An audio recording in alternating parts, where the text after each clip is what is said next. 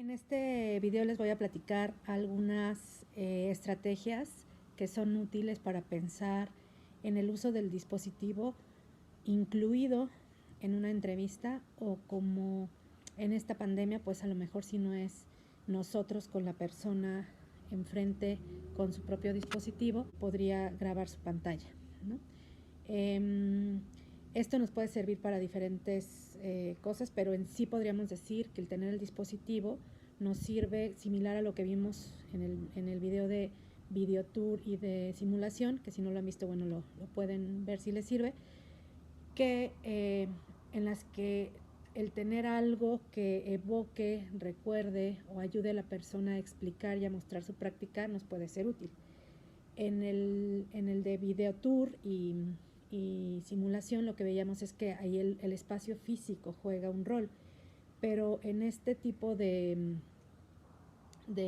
espacio digital, pues el que la persona tenga el dispositivo y nos pueda decir algo sobre su rollo de fotos, por ejemplo, o sobre sus aplicaciones, cómo las acomoda o qué usa, nos podría hablar de su alfabetización digital, nos podría hablar de sus prácticas, de sus aplicaciones favoritas, de qué sabe sobre interfaces, no sé.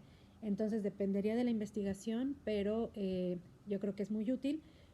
Vamos a seguir un poco con el ejemplo que hemos manejado en otros videos de las prácticas de un youtuber y voy a poner una de esas, pero voy a ponerles otras prácticas que son similares, ¿no?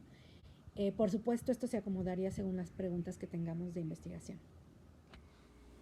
Este es el caso de prácticas que ya hemos puesto de ejemplo en diversos videos sobre las prácticas de un youtuber. En otro video vimos prácticas de producción, pero también en este caso vamos a ver un ejemplo de una práctica de recepción, que sería preguntarle cuáles son sus youtubers favoritos, ¿no? Esto nos podría hablar de influencias y nos podría recordar que un youtuber, aunque se dedique a la producción, no solo se dedica a ello, puede ser consumidor, es un prosumidor, y de hecho nos podría decir mucho de qué lo inclina a ser youtuber. En el caso particular en el que hemos puesto como ejemplo, que es el canal de Celuloide, lo mejor de lo peor del cine mexicano, bueno, ya que yo lo conozco, a mí me consta que él empezó a ver youtubers americanos, cuando casi iban naciendo, ni siquiera la gente les decía youtubers, ¿no? Y mucho de lo que veía, y además él es un experto en YouTube, en el visionado, él me puede contar de cosas que se publican que jamás nadie ha visto o que circulan por ahí solo como entre la gente que de veras está constantemente en YouTube, no solo produciendo sino viendo. Entonces las prácticas de recepción suelen ser muy importantes, ¿no? YouTube además es como un metamedio en el que se hace muchísimo comentario de mismo YouTube o de otros medios, crítica de cine, crítica de videojuegos, etcétera, y esto deja muy claro por qué sería tan importante en el ejemplo preciso de un youtuber. Star Trek también tiene algo que ver con ciencia, pero en este caso es astronomía. Es el famoso astrónomo eh, teórico y físico Neil deGrasse Tyson. Él es el dueño, él es el principal transmisor de este canal. El chiste es que sale él y sale un comediante también con él, que es súper inteligente y que le da un poco de ligereza, ¿no? Le hace más entretenido el contenido, pero que sabe cuándo callarse y dejar que Neil deGrasse hable y exponga cuestiones sobre ciencia y novedades y noticias muy interesantes. Game Theory es un canal muy famoso de un chavo muy trabajador que se llama Matthew Patrick y que ya son como 4 canales asociados, y él habla sobre videojuegos, pero sobre todo aprovecha para hablar sobre cuestiones científicas y cuestiones sobre matemáticas. O sea, básicamente trata de enlazar la física, las historias y las condiciones del mundo de los videojuegos con la física, química, estadística, sociología del mundo real, y trata de hacer preguntas. Es en realidad de forma muy entretenida porque no tiene sentido, porque no, los mundos de los videojuegos no tienen que tener realmente sentido, pero él trata de responder: si fuera real, por ejemplo, Sonic, ¿podría realmente ir tan rápido? ¿Podrías tú sobrevivir en el mundo de Fallout? Otra cosa podría ser que nos enseñara cosas que solo tiene acceso en su menú de YouTube Studio. Por ejemplo, estas son sus métricas y que nos hablara sobre todo de la percepción que tiene y la relación que tiene con la plataforma respecto a por ejemplo, a la monetización, etcétera, ¿no? Esto también se podría hacer con impresiones de pantalla. Otro ejemplo sería para ver la estructura de navegación, o sea, no solo que le dé pie al usuario de contarnos cosas, sino podemos ver habilidades, podemos ver cómo interpreta una interfaz, podemos, si nuestro objeto de estudio son las plataformas, pues podemos ver qué tan consciente es el usuario del uso de la interfaz, de lo que se le permite, de las políticas, de su configuración, ¿no? Por ejemplo, si yo respondiera a la pregunta, ¿sabes dónde está tu configuración y dónde configuras? No sé, viendo el dispositivo podría decir, sí, sí sé dónde está la configuración. Algunas cosas que tengo configuradas con más cuidado son las cuestiones de privacidad. Por ejemplo, tengo desactivado el reconocimiento facial. No tengo publicaciones públicas. No sé, ¿no? Acceder a tu información. Entonces ahí diría, no sabía esto, sí sabía lo otro, cómo están mis notificaciones, ¿no? Entonces podríamos hacer preguntas concretas, ¿no? Por ejemplo, yo en el etiquetado tengo que no me etiquete, que tenga que revisar quién me etiqueta, ¿no? ¿Qué grupos tiene alguien? No sé, cómo interpreta la interfaz, cómo vive la plataforma, para qué la usa, ¿no? Por ejemplo, yo la uso mucho para grupos de investigación, de call for papers, de madres de niños con autismo, de investigadoras, de mujeres científicas, como de varios grupos en donde no conozco a la gente, pero son grupos como de sororidad, ¿no? De alguna manera me uno con varios grupos, por ejemplo, mujeres Exatex, madres investigadoras, etcétera. Ustedes aquí ven niños, y en niños yo tengo muchas aplicaciones porque me interesa muchísimo estudiar la interacción de aplicaciones para niños, ya que normalmente tienen aspectos muy creativos que no vemos en las de adultos. Entonces son avances en interacción. Pero tengo otras a primer nivel porque las uso con él para jugar simplemente, para que aprenda, o porque yo le voy o porque yo quiero que las use y entonces quiero que las vea fácil y no quiero que borre otras cosas. Otro uso sería, por ejemplo, ver el rollo y a través del rollo ver alguna cosa que desate la conversación, por supuesto relacionada con las preguntas de investigación, y esto sería una manera de ver el día a día y las prácticas de uso del móvil, ¿no? Que tengo yo con la tablet. Lo interesante sería que, por ejemplo, de acuerdo a la pregunta de investigación, ustedes le pidieran al usuario algo específico. Esto yo lo usé para hablar con una mamá de un niño con autismo que habla muy poco, pero que usa muchísimo la tablet para dibujar, para ver, para oír, para todo. Y entonces lo que yo le decía era como algo como esto, ¿no? De, ay, esa imagen, ¿por qué está ahí? ¿Me la puedes abrir? No sé, por ejemplo esta, ¿no? Entonces, a raíz del clic de, ¿y esto qué es? Pues el usuario nos podría explicar cosas, ¿no? Solo dime qué está pasando.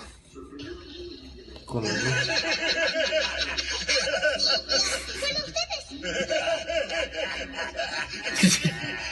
¿Qué dicen si lo lanzo a volar? Desperté a los espíritus mágicos del bosque encantado. Si eres un simio, ¿dónde está tu familia? Bueno, esto que estamos viendo aquí es tal cual del caso de los niños con autismo como fans. Este Semi es un caso que yo manejo en el capítulo 3 de mi libro Transmedia, Learning for Preverbal Children with Autism, y tal cual, pues su mamá grababa cómo estaba haciendo él las cosas con el dispositivo.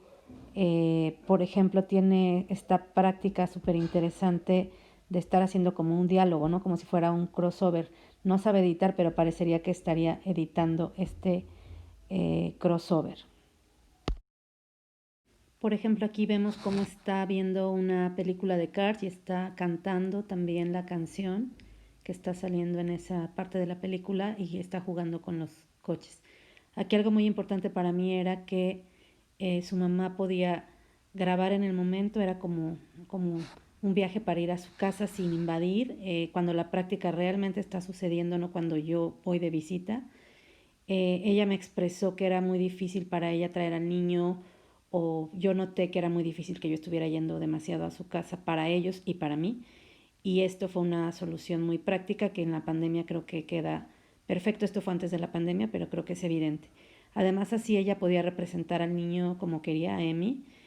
Yo le pedí que en general hiciera tomas cerradas, que le tomara más bien de atrás, pues para protección y privacidad del niño en la investigación. Mi mamá. Escapado de pingüino pájaro grande. ¿Se escapó el pingüino? Sí, Wow. y tiene... A ver tus fotos. Bueno, algo muy interesante que vemos aquí es además la interacción de Ellie, que es su mamá, con Emmy. Entonces, sin invadir, bueno, la acción que ellos están teniendo, etcétera, pues también podemos ver el lenguaje de él, podemos ver cómo ella trata de comunicarse con él, ¿no? Que para mí era importante porque era un caso sobre ella y su hijo, o Emmy y ella, no solo del niño, sino en el que ella, a través de los ojos de ella, ella era mi participante, a través de sus ojos era como yo podía tener una mirada validadora y ética hacia su hijo y podía comunicarme, por un lado, mejor con ella, pero también ella estaba como representándolo a él y asegurándose que ella me decía y me mostraba lo que la familia deseaba. Algo muy bonito de esta práctica es que se ve la habilidad de cómo Emmy hace screenshots de las películas para luego, a través de la galería, que es lo que estamos viendo, hacer como sus propias animaciones cuadro por cuadro. Entonces podemos ver cómo sin editar puede pues hacer una animación de alguna manera, ¿no? Entonces, estas prácticas son en casa, es un niño que no la sube a la red, de esto trata precisamente ese capítulo, pero vemos aquí todo el potencial de poder estudiar los dispositivos, estudiar con los papás como socios de la investigación, y todo lo que se puede resolver a nivel ético y a nivel tiempo usando precisamente los dispositivos. Y bueno, como les he repetido, esto fue antes de la pandemia, pero creo que muestra muy bien el potencial que tiene y lo que se puede cuidar, sobre todo en el trabajo con niños, no solo con discapacidad, sino cuando estamos investigando prácticas de niños o adolescentes, pero que todavía no tienen una edad en la que ellos pueden otorgarnos el derecho a investigar sobre ellos.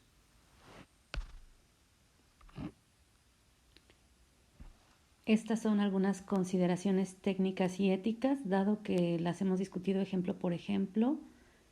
No me detendría más a leerlas, creo que ustedes pueden poner pausa para leerlas si les interesan. Solo enfatizaría que es importante tomarlas muy en cuenta en la planeación y en la comunicación con nuestro participante, tanto las técnicas que nos permitan realmente que los archivos nos lleguen bien y nos sean útiles en cuanto a calidad de audio básica para que se escuchen bien, o video, pero sobre todo las éticas, ya que es manejo de información pues muy privada, muy personal. Bueno, nada más pedirte que por favor, si usas este video, lo cites. Este video no lo saqué de ninguna otra fuente más que de mis experiencias e ideas, y por ello te pediría, pues porque es importante reconocer ese trabajo, y los saqué sobre todo, algunas de las cosas que compartí son para la investigación que realicé para el capítulo 3 de este libro que está a punto de ser publicado por Editorial Sindéresis, que se llama, el capítulo es Children with Autism as Fans, From Deep Interest to Connected Learning, en el libro Transmedia Learning for Preverbal Children with Autism.